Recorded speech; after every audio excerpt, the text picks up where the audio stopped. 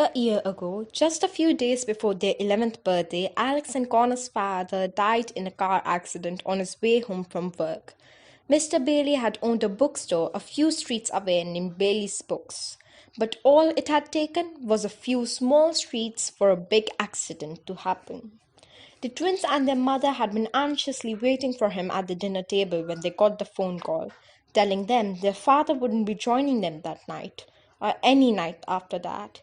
He had never been late to dinner before, so as soon as the telephone rang, they all had known something was wrong.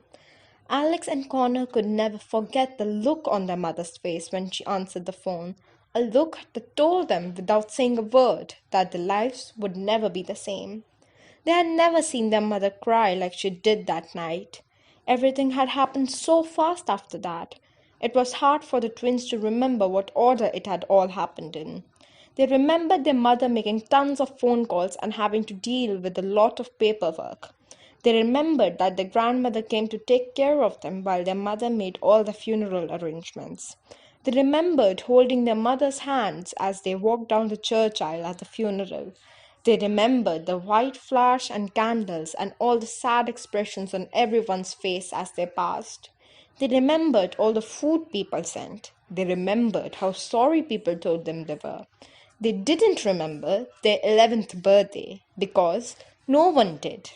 The twins remembered how strong Grandma and Mom had stayed for them in the following months. They remembered their mother explaining to them why they had to sell the bookstore. They remembered that eventually their mother couldn't afford their beautiful blue house anymore, and they had had to move into a rental house a little way down the street. They remembered Grandma leaving them once they were settled into their new, smaller house. They remembered returning to school and how falsely normal everything appeared to be. But most of all, the twins remembered not understanding why any of it had to happen. A full year had passed, and the twins still didn't understand it. People had told them it would get easier with time. But how much time were they talking about? The loss seemed to grow deeper each day without their dad. They missed him so much sometimes that they expected their sadness to swell out of their bodies. They missed his smile, they missed his laugh, and they missed his stories. Whenever Alex had had a particularly bad day at school, the first thing she would do when she got home was jump on a bike and pedal to her dad's door. She would run through the front doors, find her dad, and say, "Daddy, I need to talk to you." It didn't matter if he was helping a customer or putting brand new books on the shelves. Mr. Bailey would always stop what he was doing, take his daughter to the storage room in the back, and listen to what had happened. "What's the matter, sweetheart?" he would ask with big concerned eyes. "I had a really bad day today, Daddy," Alex said on one occasion. "Are the other kids still teasing you?" he asked. "I can call the school and ask your teacher to have a talk with them." "That wouldn't solve anything," Alex said through sniffles. "By publicly persecuting me, they're filling an insecure void caused by social and domestic neglect." Mr. Bailey scratched his head. "So what you're saying, sweetheart, is that they're just jealous?" he asked. "Exactly," Alex said.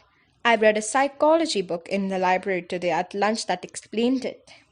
Mr. Bailey let out a proud laugh. His daughter's intelligence constantly amazed him. "I think you're just too bright for your own good, Alex," he said.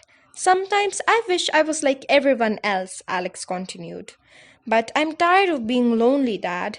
If being smart and being a good student means that I'll never have friends, then I wish I was more like Connor." "Alex, have I ever told you the story about the curvy tree?" "No," Alex answered. Mr. Bailey's eyes lit up. They always did when he was about to tell a story. "Well," he started, "one day when I was very young, I was walking around the woods and saw something very peculiar.